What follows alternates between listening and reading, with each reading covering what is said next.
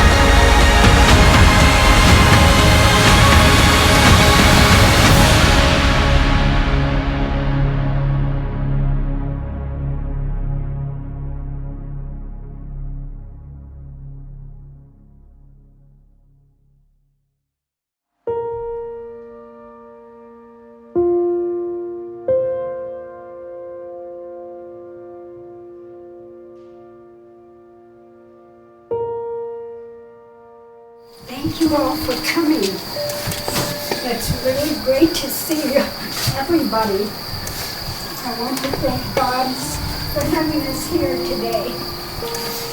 I want to thank my friend Annie. If it wasn't for her, we wouldn't be having this memorial. I told her the story of my brother, and she told me I should come here and talk to someone.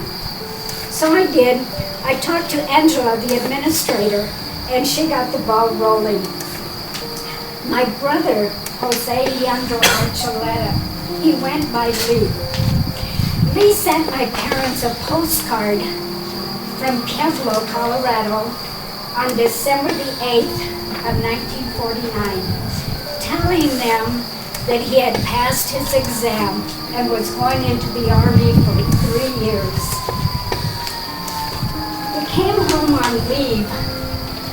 I don't know when he came on leave or how long he was here, but my brother, my nephew, Mike, was just a baby at that time. I don't know if my parents were ever told by my brother that he was going overseas, but there's a letter that he wrote them in May 4th of 1950, telling them that he was going to Japan and it would take him at least 12 days to get there.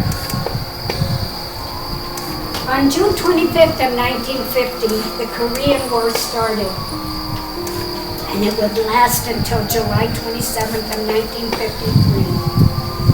My nephew, Alan Carvajal, sent me a book, Prairie Boys at War.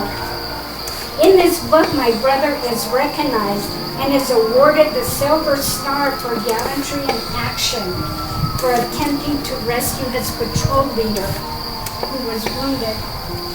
It also mentions the mission my brother and 14 other soldiers went on. They went into enemy territory. Only 4 soldiers made it back. My brother was not one of them. This was on August the 11th of 1950, the date my brother went missing. My parents were notified by telegram about 2 weeks later. This was quite a blow to them. They were devastated not knowing about my brother. My parents decided to move from Monte Vista. The memories were too much for them to handle. So in 1951, we ended up here in Grand Junction. My parents, my brother Nappy, or Frank as some of you guys know him, my sister Alice, and myself. My oldest sister, Mary, was already married, and she was married to my brother-in-law, Fred. They had 1 child, Mike, my nephew. They stayed in Monte Vista. The second year that we were here, my dad became sick. And in January of 1953, he passed away. That same year, in December, my brother Lee was presumed dead by the government. To this day, his remains have not been found. He's not the only soldier whose remains have not been found. There's 7,500 soldiers who are still missing from the Korean War. My mother received my brother's belongings and personal items. It took her a long time to be able to go through those things. My mother didn't want to believe he was gone. She never lost hope. She always waited for my brother to come home. 44 years later, my mother passed away. This was in 1997. 11 years after my mother passed away, and 58 years after my brother went missing, my first cousin, Ernest Martinez from Cuesta, New Mexico, called my brother Nappy and told him he had read an article in the Taos, New Mexico newspaper telling him that JPAC, also known as Joint MIA Foundation, they were looking for family or relatives that were related to Jose Leandro Archuleta. My brother Nappy and I were so excited. We thought they had found him. So we called JPAC immediately. JPAC asked us to send DNA, and we did. They explained also their mission was to get maternal DNA from families so that they could identify remains of fallen or captured soldiers, so that families may have some closure. They also told us of the government briefings that they have annually. JPAC changed their name to DPAA. That is Defense POW MIA Accounting Agency.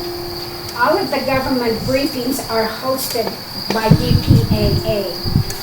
At one of the government briefings I attended, DPAA wanted more DNA.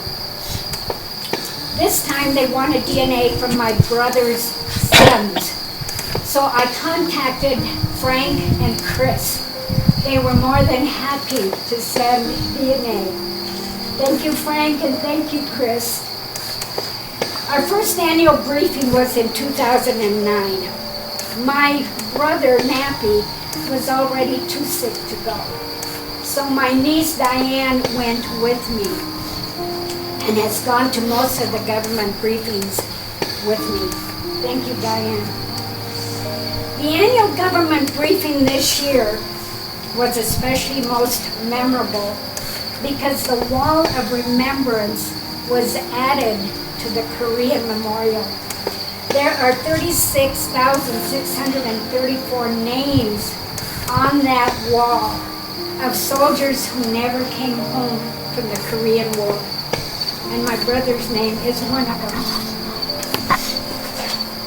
I hope that someday some of my nieces or nephews may want to go to an annual government briefing. That way they can visit the Korean Memorial and see the wall of remembrance so they can see my brother's name on there. We don't know any more about my brother. But we do know that DPAA is still researching and looking for remains of our fallen soldiers. So maybe these remains may be found. There is still hope. And if they are found, they can be buried next to his headstone. For any of you who want to visit his headstone, it is on section 2, row C, number 28. It's the headstone that has the MIA flag on it. Thank you.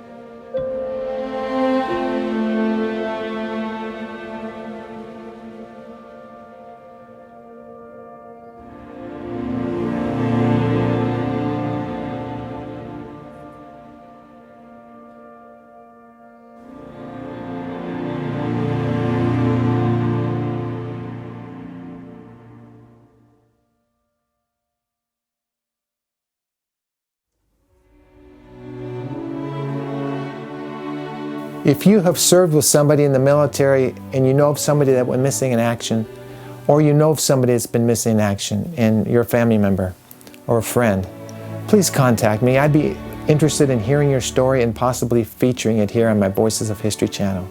Folks, an act of remembrance is an act of honor, and my documentary series is aptly titled Lest They Be Forgotten. If we don't remember, we're going to forget. For those of you who would like to support these stories, there's information in the video description also and in the comment section of this video. And I thank you for those that have supported my work as we continue sharing these stories with the young and the older generations. Because freedom is not free, folks. Freedom is earned. It's because of these men and women who have served and are serving today that we have our freedoms. And we thank God for it. Amen. God bless you.